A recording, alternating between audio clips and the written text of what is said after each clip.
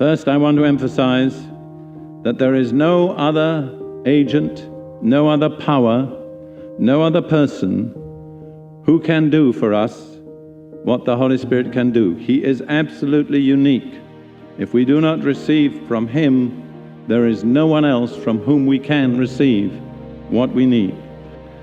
You see, Paul tells Timothy in 2 Timothy chapter 1, verse 7, 3 things about the Holy Spirit which I want to emphasize. He says, God has not given us a spirit of timidity. That doesn't come from God. But of power and of love and of a sound mind. Those are 3 of the main results which God wants to produce in us through the Holy Spirit. Power, love, and a sound mind or sound judgment. Let's look at each of those briefly in turn. What kind of power does the Holy Spirit bestow? Well, Jesus said in Acts chapter 1, verse 8 to His disciples, just before He left them and ascended back to heaven. In fact, this was the last sentence He spoke on earth. You shall receive power when the Holy Spirit has come upon you, and you shall be my witnesses. And He said, don't go out and begin your ministry. Don't begin to preach until you've received this supernatural power which can come only by the Holy Spirit. Now, that was not military power. The apostles had no military power. It wasn't physical power. It wasn't intellectual power. They didn't spend a lot of time arguing and theologizing. It was a supernatural, spiritual power. And you see, the message of the gospel is totally supernatural. It centers in the record of a man who died, was 3 days in the tomb, was raised up from death, and was raised up to heaven. Now that is supernatural. What Jesus implies is it's unreasonable to present message about a supernatural set of events with merely natural power, with merely natural reasoning. He said the power that you need must fit in with the message that you're commissioned to bring. The message is supernatural. The power must be supernatural.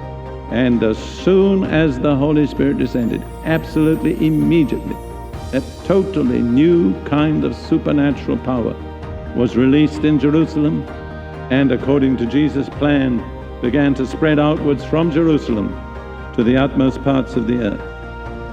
Then Paul spoke also about love. And in Romans chapter 5 and verse 5, he says this, hope does not disappoint, because the love of God has been poured out within our hearts through the Holy Spirit who was given to us. That is an amazing statement. The love of God has been poured out in our hearts by the Holy Spirit. Not some of God's love, but just God's love. I always tell people who have been filled with the Holy Spirit, you really don't need to ask for more love. What you need to do is release the love that's already been poured out in you. In fact, to ask for more love in a certain sense is a statement of unbelief, because it's all been released. The Bible says God doesn't give the Spirit by measure. He doesn't ration the Spirit out. He's so generous. Even the Spirit Himself is called the free or the generous Spirit of God. There's no stinginess with God. God pours out the whole of His Spirit and the whole of His love into our hearts. Our problem is not that we don't have enough love, it's that we don't yield to the love that we have. And then the third thing of which Paul speaks there to Timothy is sound judgment or a sound mind. And I understand that to mean evaluating things as God evaluates them. I've told people many times, the greatest realist on earth today is the Holy Spirit. He's never sentimental.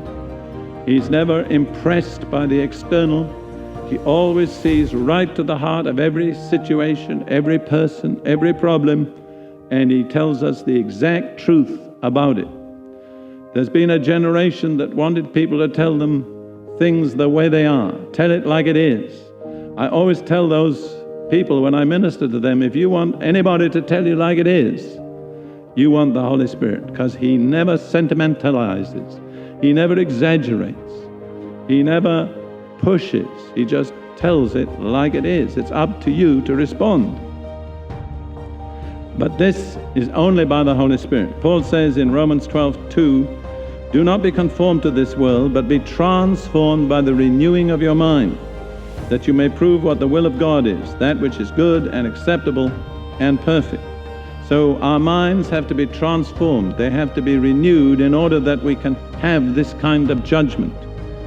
And the renewing agent is the Holy Spirit. In very similar language, in Ephesians 4:23, Paul says this, that you be renewed in the spirit of your mind. Notice, it's the Spirit that must renew the mind. It's not psychology. It's not education. It's the supernatural operation of the Spirit of God that renews our mind. You see, God renews us from within. Religion works from without, preoccupied with externals. But God renews us from within. He renews our minds, the way we think. And when we think differently, we live differently. Our part is yielding to the Holy Spirit in every area of our lives.